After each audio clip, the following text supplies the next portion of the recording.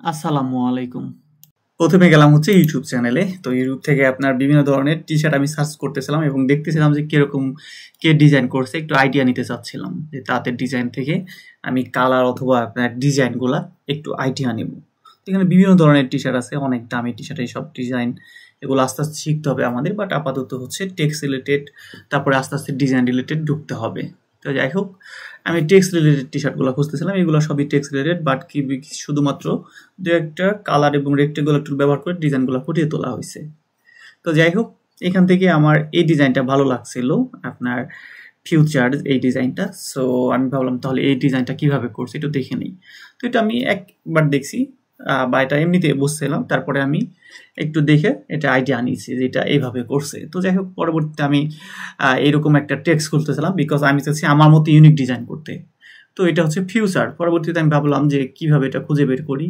তো আমি টি এখানে ডিজাইন করা হচ্ছে, ইউ ডিজাইন করা হয়েছে, আর ডিজাইন করা হয়েছে। সো আমি লাস্টে টুকটি ইউ আর এরকম একটা গেলাম হচ্ছে আপনার চ্যাট জিপিটিতে। তো এখানে লিখলাম হচ্ছে আমাকে গিভ মি নেচার মোর কোয়াইট, ঠিক আছে, ন্যাচারাল লেখা এরকম জাতীয় কিছু কোয়াইট দেওয়ার জন্য। তো সেক্ষেত্রে আমাকে কিছু আপনার নেচার রিলেটেড কোয়াইট দিচ্ছে। তার আগে আমি যেটা করছি, আপনার এআইকে আমি জিজ্ঞাসা করছি যে আমাকে এমনই একটা টেক্সট দাও যেটা হচ্ছে লাস্টে টিইউআরই আছে। তো সেখানে আমাকে অ্যাডভান্সার দিচ্ছে, তারপরে আপনার নেচার দিচ্ছে, আর এরকম 2-4টা দিছিল। তো সেখান থেকে আমি নেচারটা চুজ করে নিছি এবং একটা কোয়াইটটা আমি বের করে নিছি, ঠিক আছে। মানে এরকম একটা টেক্সট আমার লাগবে, নেচার গিভ মোর কোয়াইট, ঠিক আছে। তো আমি দেখেন এখানে যে আমার ডিজাইনটা আমি কিন্তু সেম এইভাবেই করছি। আস্তে আস্তে একটা আমি জাস্ট আইডিয়াগুলো নিয়ে পরবর্তীতে কিন্তু আমার মতো সুন্দর করে ডিজাইনটা সাজাইছি, ঠিক আছে। এখানে নেচার ব্রিং এ ডিপার পেস, এটা হচ্ছে এর নিচেরটা, নেচার ব্রিং এ ডিপার পেস।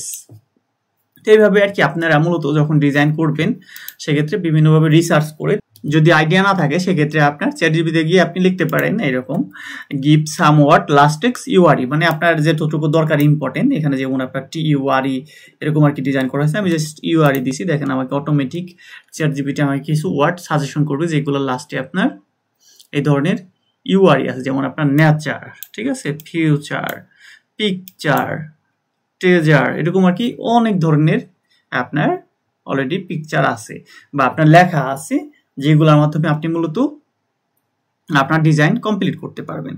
তো আমি এখান থেকে মূলত আপনার নেচার যে লেখাটা আছে আমি সেটা চুজ করছিলাম। সো এই যে নেচার, এটার মাধ্যমে মূলত আমার ডিজাইনটা আমি কমপ্লিট করছিলাম।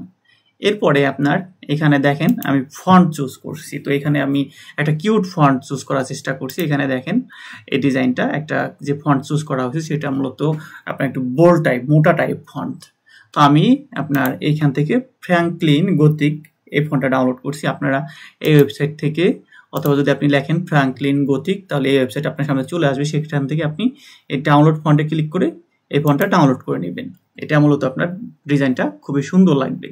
তো এইভাবে মূলত আপনার রিসার্চ করতে হয়। তারপরে মূলত আমি বিভিন্ন ধরনের কালারগুলা কম্বিনেশন এগুলা চুজ করার জন্য আমি বিভিন্ন ধরনের সার্চ করছিলাম টি শার্টের ডিজাইনগুলো কিরকম।